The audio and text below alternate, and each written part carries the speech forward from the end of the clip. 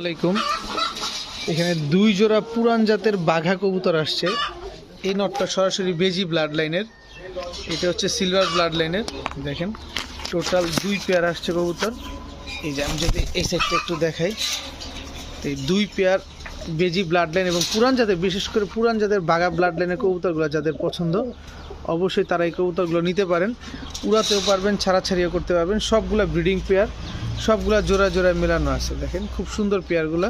এই দুইটা হচ্ছে নর, এই সামনের নটটার সাথে এই মাদিটা জোড়া, এই নটটার সাথে এই মাদিটা জোড়া, টোটাল দুই জোড়া কবুতর।